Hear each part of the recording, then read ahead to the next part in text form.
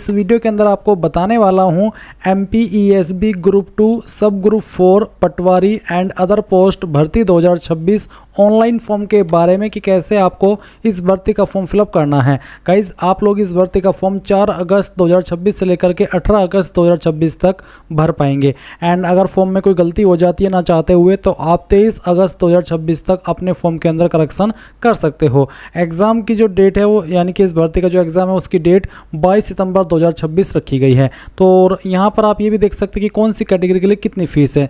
जो अनारक्षित यानी कि अनरिजर्व्ड कैंडिडेट है उनके लिए 500 रुपये फीस है, और जो केवल मध्य प्रदेश की मूल निवासी SC ST है, OBC है, AWS है, उनके लिए यहाँ पर 250 रुपये फीस है। साथ ही गाइज यहाँ पर मैं आपको बता दूँ कि अलग से पोर्टल चार्ज आपको देना होगा 60 रुपीज़। तो अगर मैं टोटल फीस बताऊँ आपको, जनरल एंड अदर स्टेट को 560, OBC SC ST को 310, और जैसे कि मैंने कहा कि पोर्टल चार्ज यहाँ पर 60 रुपीज़ लिया जाएगा। तो ये चीज़ आपको समझ आ गई। अब मैंने आपको इस वीडियो के डिस्क्रिप्शन में हमारी ऑफिशियल वेबसाइट का लिंक दे रखा है। जैसे ही आप लिंक ओपन करेंगे आपके सामने ये भर्ती थोड़ा सरल लैंग्वेज में देखने को आ जाएगी, यानी कि आप बहुत ही सरल भाषा में सभी जानकारी देख सकते हैं। इसमें टोटल पोस्ट 2106 हैं एंड यहाँ पर आप देख सकते हैं कि डिग्री वाले कैंडिडेट अप्लाई कर पाएंगे, किस लेवल की सैलरी मिलेगी, एंड इसके अलावा आपको किस कैटेगरी में कितनी वैकेंसी निकाली है वो जानने को मिल जाएगा। जैसे कि मैंने बताया कि इसमें अप्लाई करने के लिए डिग्री की योग्यता मांगी गई है।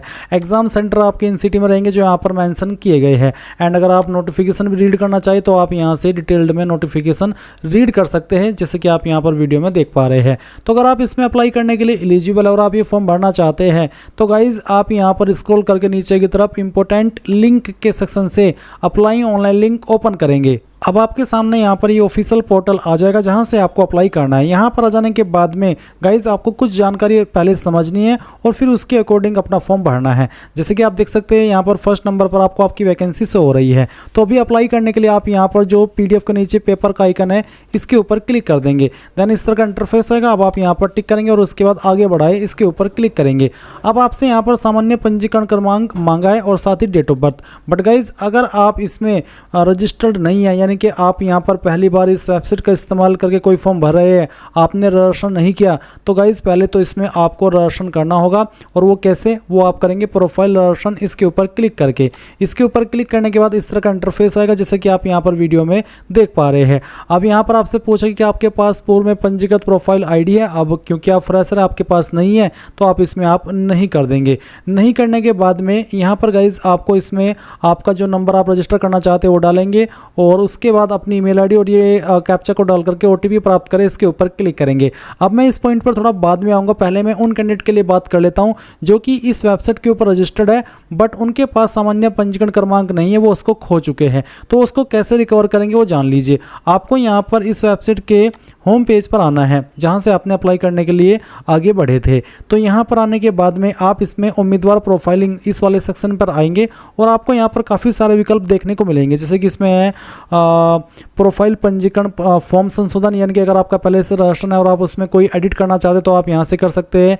इसके अलावा आप देखेंगे आवेदक का प्रोफाइल पंजीकरण क्रमांक प्राप्ति, यानी कि जब आप इसमें अप्लाई करने के लिए जाते हैं और जो आपसे पूछा जाता है कि क्या आपके पास पंजीकृत ID है तो ये उसी के बारे में है। तो आप इसके ऊपर क्लिक करेंगे। इसके ऊपर क्लिक करने के बाद यहाँ पर आपको आपका नंबर डालना है जो आपने रजिस्टर किया हुआ है। यहाँ पर ये कैप्चा कोड डालेंगे और आगे बढ़े। इसके ऊपर क्लिक करके OTP वेरिफिकेशन हो जाएगा और उसके बाद बेसिकली आपको आपका जो प्रोफाइल पंजीकरण क्रमांक है वो सेंड कर दिया जाएगा। एंड गाइज अगर इसके बाद आप पहले से रजिस्टर्ड कैंडिडेट है ये उनके बारे में अभी मैं बात कर रहा हूँ। आप यहाँ पर फिर इसके ऊपर आएंगे जहाँ से आपको अप्लाई करना है और इसके ऊपर क्लिक करने के बाद यहाँ पर टिक करेंगे और फिर आगे बढ़ाए। इसके ऊपर क्लिक करके यहाँ से आपको सामान्य पंजीकरण क्रमांक डालना है, डेट ऑफ बर्थ सेलेक्ट करनी है और फिर ये कैप्चा कोड डाल करके सत्यापित कर आगे बढ़ाए। इसके ऊपर क्लिक कर देंगे। देन आपने जो इसमें पहले से फॉर्म भर के रखा है, जो अपना प्रोफाइल बना करके रखा है, वो सारी जानकारी आपके सामने आ जाएगी। बट जैसे कि मैंने अभी आपको बताया था कि ये तो मैंने उनके बारे में बात की है जो कि इसमें पहले से रजिस्टर्ड है। अभी हम फ्रेशर के बारे में बात कर रहे हैं जो कि इसमें पहली बार इस वेबसाइट का इस्तेमाल करके कोई फॉर्म भरने वाले हैं। तो यहाँ पर आप सिंपली प्रोफाइल रजिस्ट्रेशन इसके ऊपर क्लिक करेंगे जैसे कि मैंने आपको बताया। यहाँ पर नहीं के ऊपर क्लिक कर देंगे और फिर यहाँ पर आपका मोबाइल नंबर डालेंगे, ईमेल ID डालेंगे। मोबाइल नंबर देना अनिवार्य, ईमेल नहीं है तो आप इसको खाली भी छोड़ सकते हैं आप चाहे तो। इसके बाद एक कैप्चा कोड डाल करके OTP प्राप्त करें इसके ऊपर क्लिक करेंगे। अब मेरा पहले से इसमें प्रोफाइल ID बना हुआ है, अब मैं उसी को एडिट करके आपको बताऊंगा कि कहाँ पर आपको क्या जानकारी भरनी है। तो आप आगे वीडियो को देखते रहिए। रहिए। इसके बाद में आपके सामने यहाँ पर व्यक्तिगत विवरण आ जाएगा, जिसमें कि गाइज आपने जो इन्फॉर्मेशन भरी होगी जब इस पर OTR किया था या फिर आपका प्रोफाइल दर्शन किया था, तो आपको यहाँ पर ये जानकारी देखने को मिल जाएगी। अगर आपको इनमें से कोई जानकारी एडिट करनी है तो आप इसको एडिट भी कर सकते हैं। और अगर आप यहाँ पर फर्स्ट टाइम इस वेबसाइट पर अपना दर्शन कर रहे हैं तो भी आपके सामने यही वाला इंटरफेस आएगा, जहाँ पर आपको आवेदक का नाम लिखना है। ये नाम आप आपका 10th के सर्टिफिकेट के अकॉर्डिंग और जो आपका आधार कार्ड है उसके अकॉर्डिंग फिल करिएगा। उसके बाद में आप यहाँ पर देखेंगे आवेदक का उपनाम, तो आपको यहाँ पर अगर आपका उपनाम न हो तो आपको NA लिखना होगा। उसके बाद आप यहाँ पर पति या पिता का नाम लिखेंगे और फिर यहाँ पर गाइज आपको माता का नाम लिखना है। उसके बाद में यहाँ पर जन्म तिथि आपको देनी होगी। जन्म तिथि आपको 10th के सर्टिफिकेट के अनुसार यहाँ पर सिलेक्ट करनी है। फिर पूछे कि आप मध्य प्रदेश के मूल निवासी है। अगर आप मूल निवासी है तो आप हाँ करेंगे, अगर आप मूल निवासी नहीं है तो आप नहीं करेंगे। उसके बाद आपका जो भी जेंडर है वो आप सिलेक्ट कर लेंगे। फिर आएगी आपकी कास्ट कैटेगरी, तो जो भी आपकी कास्ट कैटेगरी है जैसे कि जनरल, SC, ST या फिर OBC जो भी है वो आप यहाँ पर टिक कर देना। अगर आपकी कैटेगरी SC है तो भी आप इसको इस तरह से टिक कर सकते हैं। अगर आप जनरल है तो आप जनरल सेलेक्ट कर लेंगे।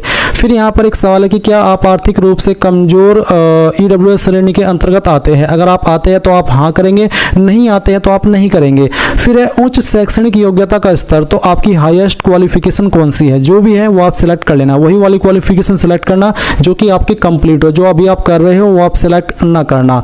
उसके बाद में आपसे पूछा निवास का क्षेत्र, ग्रामीण या फिर शहरी, जो भी है वो आप टिक कर देना। फिर आएगा दिव्यांगता का विवरण, तो यहाँ पर बोला कि क्या आवेदक निःशक्तजन दिव्यांग है, न्यूनतम 40% या फिर उससे ज़्यादा। अगर हाँ तो हाँ, अगर नहीं तो आप नहीं करेंगे। फिर उसके बाद नीचे आप देखेंगे वैवाहिक विवरण, इसमें आपसे पूछा है कि क्या आप विवाहित है, यानी कि क्या आप मैरिड है। अगर आप मैरिड है तो आप हाँ करेंगे और हाँ करने पर आपको यहाँ पर विवाह की तिथि भी बतानी होगी। इसी के साथ गाइज यहाँ पर जीवित बच्चों की संख्या आपको बतानी होगी और साथ ही अंतिम बच्चे जुड़वा थे या फिर नहीं उसकी जानकारी भी आपको देनी होगी। बट अगर आप अनमैरिड है तो आप यहाँ पर नहीं कर देंगे। इसके बाद में यहाँ पर आता है पत्र व्यवहार के लिए वर्तमान पता, यानी कि जो आपका प्रेजेंट एड्रेस है उसकी जानकारी आप यहाँ पर फिल करेंगे। अगर आपकी जानकारी पहले से फिल है तो आप इसको यहाँ पर एडिट करना चाहे तो वो भी कर सकते हैं, जहाँ पर मकान नंबर या फिर गली मोहल्ला गांव का नाम, उसके बाद में क्षेत्र, कॉलोनी, शहर, तहसील या उसके बाद में आपका राज्य सेलेक्ट करेंगे, फिर आपका जिला और उसके बाद में आपका पिन कोड, ये सब जानकारी आप यहाँ पर भर देंगे। इसके बाद आप देखेंगे नीचे संलग्न दस्तावेज, तो आपको यहाँ पर देखने को मिलेगा कि आवेदक के शरीर का स्थायी पहचान चिन्ह, आपकी बॉडी के ऊपर ऐसा निशान जिससे आपकी बॉडी की पहचान हो सकती है। ये निशान आपकी बॉडी के ऊपर कोई भी हो सकता है, जैसे कि जलने का, कटने का, फिर बर्थ मार्क। बट आपको मैं सजेस्ट करूंगा वही निशान के बारे में बताइए जो कि प्राइवेट जगह पर ना हो और पब्लिक जगह पर हो, जिसको आप दिखा भी सके टाइम आने पर। तो आप यहाँ पर उस निशान के बारे में लिख देंगे। अगर आपकी बॉडी के ऊपर ढूंढने के बाद भी कोई ऐसा निशान नहीं है तो आप यहाँ पर नो मार्क लिख सकते हैं। उसके बाद आता है परीक्षा कक्ष में प्रस्तुत किए जाने वाला फोटो युक्त पहचान पत्र, कौन सी ID से आप अपना वेरिफिकेशन करना चाहेंगे वो ID आप यहाँ पर सिलेक्ट कर ले। मैंने आधार कार्ड सेलेक्ट किया हुआ है और उसके बाद में आप यहाँ पर पहचान पत्र क्रमांक और फिर उसको दोबारा डाल करके वेरीफाई कर देंगे। इसके बाद में गाइज यहाँ पर एक लाइन है, do you want to edit change your documents, ये जो ऑप्शन है ये उनके सामने आएगा जो कि अपनी जो प्रोफाइल डिटेल है उसको एडिट कर रहे हैं। अगर आप यहाँ पर फर्स्ट टाइम रजिस्ट्रेशन करते समय फॉर्म भर रहे हैं तो आपके सामने भी सेम इंटरफेस आएगा जैसे कि आप वीडियो में देख सकते हैं, बट आपके सामने ये वाली लाइन नहीं आएगी। आप यहाँ पर डायरेक्टली घोषणा पत्र के ऊपर टिक करेंगे और उसके बाद में पंजीकरण करें इसके ऊपर क्लिक करेंगे। बट क्योंकि आप तो ऑलरेडी रजिस्टर्ड है और आपको आपका जो फोटो है या फिर जो अन्य डॉक्यूमेंट्स हैं उनको एडिट करना है तो आप यहाँ पर हाँ कर दीजिएगा और उसके बाद में पंजीकरण संशोधित करें इसके ऊपर क्लिक कीजिएगा। अब आपके सामने यहाँ पर इस तरह से इंटरफेस आएगा जैसा कि आप वीडियो में देख सकते हैं। आपको काफ़ी सारे इंस्ट्रक्शंस दिए गए हैं, ये इंस्ट्रक्शंस आपको पढ़ने हैं और इन इंस्ट्रक्शंस के अकॉर्डिंग ही आपको आपका यहाँ पर लाइव फोटो क्लिक करना है। और गाइज यहाँ पर जैसे कि आप देख पा रहे हैं इस तरह से ऑप्शन आएगा, photo capture, get photo, generate QR। अगर आप मोबाइल से फॉर्म को भर रहे हैं तो आप जनरेट QR कोड के ऊपर क्लिक करके QR कोड के माध्यम से अपने मोबाइल से फोटो क्लिक कर सकते हैं। तो चलिए मैं यहाँ पर फोटो कैप्चर कर लेता हूँ। फोटो कैप्चर करने के बाद में इस तरह से आपके सामने आपका फोटो आ जाएगा। और गाइज मैं आपको फिर से यहाँ पर रिमाइंड कराना चाहूँगा कि अगर आप फॉर्म को मोबाइल से भर रहे हैं तो आप यहाँ पर लाइव फोटो अपलोड करने के लिए ये जो जनरेट QR है इसके ऊपर क्लिक करेंगे। आपके सामने QR कोड आएगा जिसको स्कैन करके आप आपका जो फोटो है वो अपने मोबाइल से अपलोड कर सकते हैं। तो चलिए आपने यहाँ पर अपना फोटो क्लिक कर लिया, फिर आप यहाँ पर जो फोटो की लाइन लिखी है इसके ऊपर टिक कर देना। इसके बाद आप यहाँ पर नीचे की तरफ आएंगे और देखेंगे सिग्नेचर, तो आपको यहाँ पर ब्राउज के ऊपर क्लिक करना है और जो आपकी सिग्नेचर की फाइल है वो सिलेक्ट कर लेनी है। सिग्नेचर की फाइल सिलेक्ट करने के बाद में आपको इस तरह से उसको क्रॉप कर लेना है और जितने जिस जगह पर आपका सिग्नेचर है बस उसको ही रखना है और फिर यहाँ पर इस राइट के निशान पर क्लिक करना है, आपका सिग्नेचर यहाँ पर आ जाएगा। फिर आप सिग्नेचर के जो नीचे जो लाइन लिखी है वो यहाँ पर टिक कर दीजिएगा। इसके बाद है हैंड रिटन टेक्स्ट, उसमें आपको जो लिखना है वो यहाँ पर आपके सामने है। ये जो लाइन लिखी गई है, मैं घोषणा करता हूँ कि मेरे द्वारा आवेदन में दी गई समस्त जानकारी, आपको एक ब्लैंक पेपर यानी कि कोरा कागज लेना है और उसमें ये जो लाइन है चाहे आप इंग्लिश के अंदर लिखे या फिर हिंदी के अंदर लिखे, कोई एक लैंग्वेज में लिखना ही अनिवार्य है, दोनों में लिखना चाहिए तो आपकी मर्जी है। आपको अपने हैंड से रिटर्न करनी है बिल्कुल ऐसे ही जैसे कि यहाँ पर लाइन लिखी गई है और फिर उस इमेज को स्कैन करके आपको यहाँ पर अपलोड करना है ब्राउज के ऊपर क्लिक करके। जैसे ही आप यहाँ पर आपकी हैंड रिटन टेक्स्ट की जो फाइल है वो सिलेक्ट कर लेंगे, इमेज सेलेक्ट कर लेंगे तो इस तरह से आएगा। अब आपको यहाँ पर राइट के आइकन पर क्लिक करना है और इस तरह से आपका जो ये हस्तलिखित टेक्स्ट है वो आ जाएगा। अब आप यहाँ पर टिक कर देना। इसको टिक करने के बाद में आप upload photo signature hand written text इसके ऊपर क्लिक करेंगे। गाइज जैसे ही आपका लाइव फोटो सिग्नेचर और हैंड रिटन टेक्स्ट अपलोड हो जाए तो आप यहाँ पर नीचे बाकी के डॉक्यूमेंट अपलोड करेंगे। और अगर आपको फोटो सिग्नेचर और हैंड रिटन टेक्स्ट अपलोड करने में इशू आ रहा है तो गाइज मे बी आप सही से जो इंस्ट्रक्शंस आपको दिए जा रहे हो वो फॉलो न कर रहे हो, आपकी फोटो क्वालिटी अच्छी ना हो हैंड रिटन टेक्स्ट की या फिर सिग्नेचर की, या फिर जो आपका लाइव फोटो है वो जो इंस्ट्रक्शंस आपको बताए हैं वो इंस्ट्रक्शंस अच्छे से फॉलो करके आप उसको नहीं ले रहे हो, कैप्चर कर रहे हो, तो इस वजह से ये सब प्रॉब्लम आ सकती है। इसलिए आपको ध्यानपूर्वक बहुत ही अच्छे से सावधानी से अपना यहाँ पर फोटो सिग्नेचर और हैंड रिटन टेक्स्ट अपलोड करना है। इसके बाद आप देखेंगे जन्म तिथि प्रमाण पत्र हेतु अंक सूची, जिसमें कि आप 8वीं 10वीं या 12वीं की अपलोड कर सकते हैं। इसका फॉर्मेट जेपीजी का रखा है, तो मैं आपको सजेस्ट करूंगा अगर आपके पास 10वीं की सर्टिफिकेट है जिसमें कि आपका जन्म तिथि मेंशन है वो आप यहाँ पर अपलोड कर देना। और अगर आप अपना बर्थ सर्टिफिकेट अपलोड करना चाहें तो वो भी आप यहाँ पर अपलोड कर सकते हैं। और अगर आप SC ST OBC है तो आप यहाँ पर कास्ट सर्टिफिकेट अपलोड करेंगे, ये ऑप्शन उन्हीं के सामने एक्टिव होगा जो कि SC ST OBC है। उसके बाद गाइज जैसे ये सभी चीज़ें आप कंप्लीट कर ले तो आप सबमिट डिटेल्स इसके ऊपर क्लिक करेंगे। इसके बाद गाइज आप यहाँ पर अगेन होम पेज पर आ जाएंगे और यहाँ पर आ जाने के बाद में आपको फर्स्ट पॉइंट पर फिर से यहाँ पर पेपर वाले आइकन के ऊपर क्लिक कर देना है, फिर यहाँ पर टिक करना है और आगे बढ़ाए इसके ऊपर क्लिक कर देना है। अब क्योंकि मैंने दोनों को बता दिए, अगर आप पहले से रजिस्टर्ड है तो कैसे आपको इसमें अपनी डिटेल्स को फॉरगेट करके इस फॉर्म को फिल करना है, और अगर आप फ्रेशर है तो मैंने अभी बताया कि कैसे आपको आपका प्रोफाइल रोशन करना है। तो आपके पास अब सामान्य पंजीकरण क्रमांक अवेलेबल होगा तो आप यहाँ पर डालिए और जो डेट ऑफ बर्थ आपने रोशन करते समय यहाँ पर भरी वो सिलेक्ट कीजिए, कैप्चा को डालिए और सत्यापित कर आगे बढ़ाए इसके ऊपर क्लिक कीजिए। इसके बाद आप यहाँ पर स्क्रॉल करके थोड़ा सा नीचे की तरफ आएंगे तो और 31 पॉइंट में देखिए कुछ सवालों के आंसर आपको करने हैं, जैसे कि आवेदक अपनी पात्रता के अनुसार उपयुक्त संवर्ग का चयन करें। जैसे कि यदि आप भूतपूर्व सैनिक है के रूप में आरक्षण प्राप्त करना चाहते तो आपको बताना कि आपकी कौन सी कैटेगरी है। तो बेसिकली अगर आपकी इनमें से कोई कैटेगरी है तो उसको टिक कर दे, अगर आपका इनमें से कोई वर्ग नहीं है तो आप सिंपली बिना वर्ग इसके ऊपर क्लिक कर देना। फिर यहाँ पर आपको इसमें कुछ और सवालों के आंसर करने हैं। मध्य प्रदेश के स्थायी निवासियों के लिए आयु सीमा में छूट संबंधी जानकारी है। अब मैं इसमें चाहे कितना भी आपको एक्सप्लेन कर लूँ बट गाइज जो आपके ऊपर एप्लीकेबल होता है वो आप ही को पता होगा और उसी का आंसर आपको हाँ ना में करना है। जैसे कि एग्जाम्पल के लिए एक सवाल यहाँ पर आता है कि क्या आप शासकीय कर्तव्य पर है और इसके कारण आयु में छूट लेना चाहते हैं। अब अगर मैंने इसमें अपनी तरफ से हाँ कर दिया तो आप कहेंगे कि चलिए हम भी हाँ कर देते हैं, नहीं करते तो आपको क्या पता आप इसमें आते हो। तो फिर कहने का यही मतलब है आपको पढ़ना है। अगर आप शासकीय कर्तव्य पर है यानी कि कोई गवर्नमेंट जॉब कर रहे हैं मध्य प्रदेश में तो आपको यहाँ पर यस करना है, नहीं तो आप नो कर दीजिए। उसके बाद सवाल आता है कि क्या आप 1/1/1963 के बाद राष्ट्रीय छात्र सेना में पूर्णकालिक कैडेट अनुदेशक के रूप में भर्ती किए गए हैं। ऐसे कैंडिडेट तो हाँ कर देना, नहीं तो आप नहीं करेंगे। तो फिर आप यहाँ पर सवालों के पढ़ लीजिए और उनके अकॉर्डिंग अपना आंसर कर दीजिए। फिर गाइस एक और सवाल है 40 वाला जिसमें कि पूछा कि क्या आप विक्रम पुरस्कार से सम्मानित खिलाड़ी है तो हाँ, नहीं तो नहीं। 41 है कि इसमें जो कुछ नीचे पॉइंट दिए गए जैसे कि हाल के भारत पाक संघर्ष में अपंग हुए सैनिकों को इसमें कुछ छूट मिलती है तो अगर आपकी कैटेगरी इनमें है तो आप टिक कर दें, नहीं तो आप नहीं के ऊपर क्लिक करेंगे।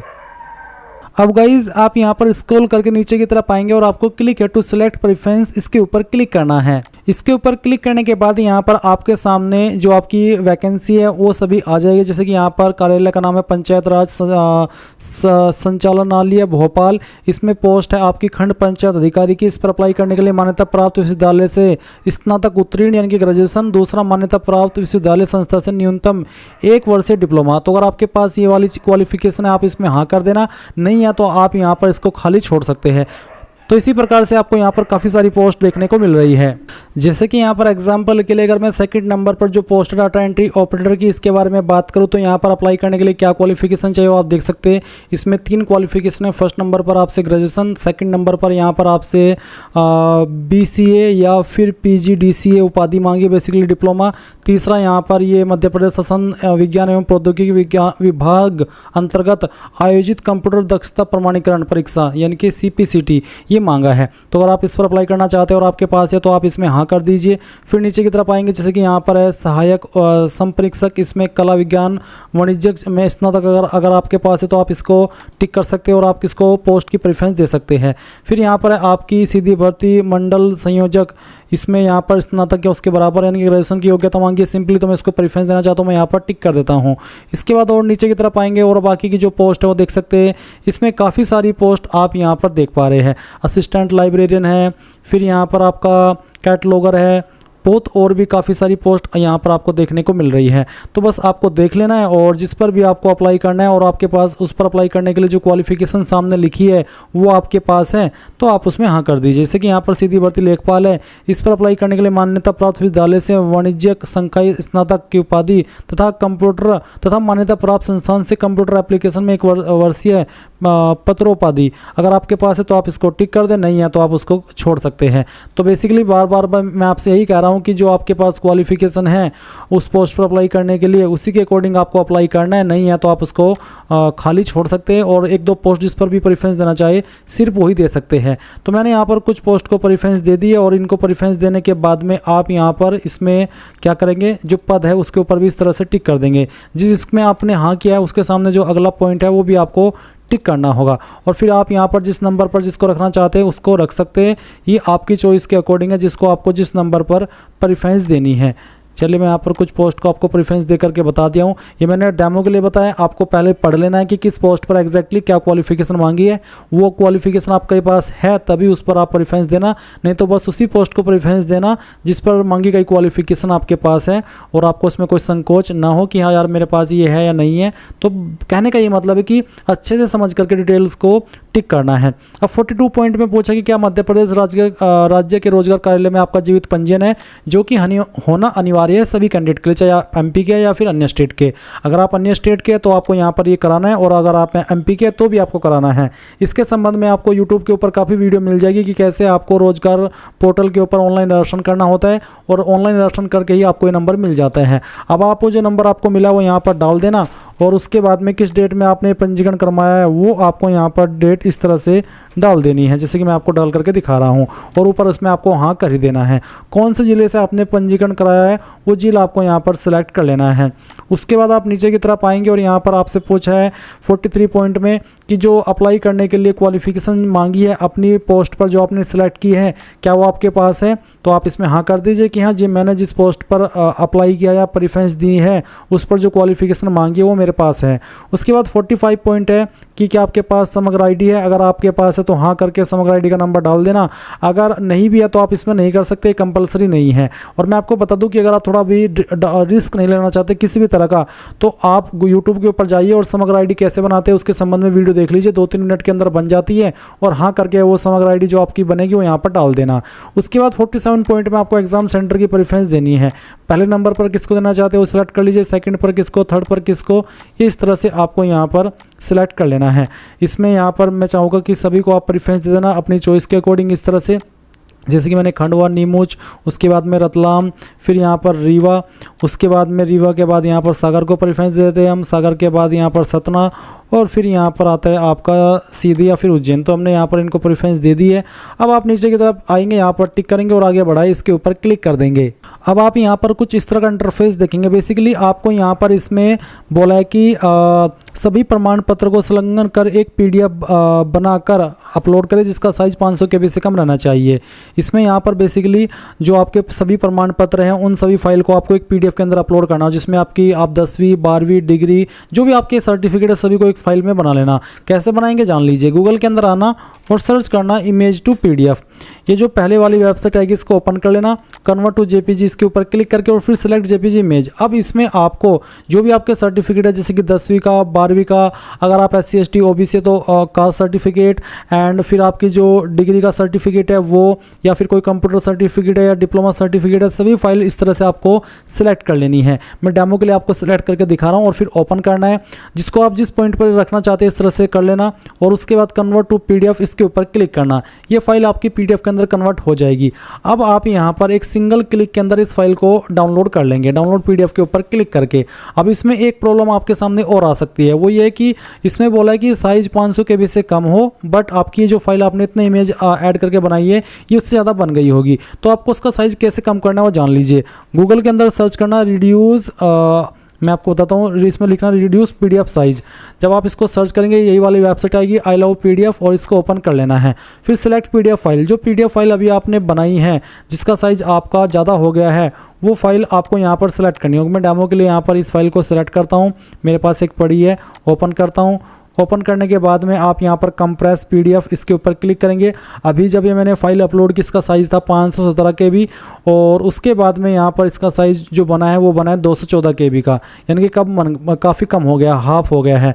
तो जैसे ही आपका कम हो जाए, अगर आपका एक बार में कम हो रहा है तो दूसरी बार आपको कंप्रेस करना है। इस तरह से इसमें कंप्रेस भी हो जाएगी और आपकी जो इमेज है उनकी क्वालिटी भी ख़राब नहीं होगी। अब आप यहाँ पर वो फाइल अपलोड कर देंगे और उसके बाद में चूज फाइल के ऊपर क्लिक करके बेसिकली मैं चलिए आपको दिखाता हूँ, वो फाइल सेलेक्ट कर लेना और यहाँ पर ओपन कर देना। और फिर जैसे ये फाइल अपलोड हो जाए आप सबमिट डिटेल्स के ऊपर क्लिक करके इसको सबमिट कर देंगे। तो गाइज मैंने यहाँ पर ये फाइल अपलोड कर दी है। आप click to download education certificate इसके ऊपर क्लिक करके अगेन अपनी फाइल को व्यू भी कर सकते हैं कि सही से अपलोड हुई है या कुछ और तो अपलोड नहीं हो गया। अब आप यहाँ पर सबमिट डिटेल्स के ऊपर क्लिक कर दीजिए। जैसे ही आप इसके ऊपर क्लिक करेंगे तो गाइज आपके सामने यहाँ पर आपके फॉर्म का प्रीव्यू आएगा। इस तरह से आप सभी जानकारी चेक करते हुए नीचे की तरफ आएंगे और इसको प्रिंट करके आगे बढ़ेंगे। जब तक आप यहाँ पर प्रिंट के ऊपर क्लिक नहीं करेंगे तब तक आपके सामने प्रोसीड टू पेमेंट का ऑप्शन एक्टिव नहीं होगा। अब आप प्रोसीड टू पेमेंट कर दीजिए। इसके बाद आप देखेंगे कि आपके सामने पेमेंट का ऑप्शन आ चुका है। आप net banking, debit, credit card, UPI के जिस माध्यम का इस्तेमाल करके जमा करना चाहे कर सकते हैं।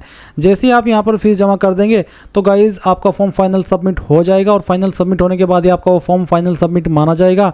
और इस तरह से गाइज आप लोग MP ESB ग्रुप 2 सब group 4 Patwari and other post online form 2026 भर पाएंगे। तो ये थी कंप्लीट जानकारी। Thanks for watching. जय हिंद।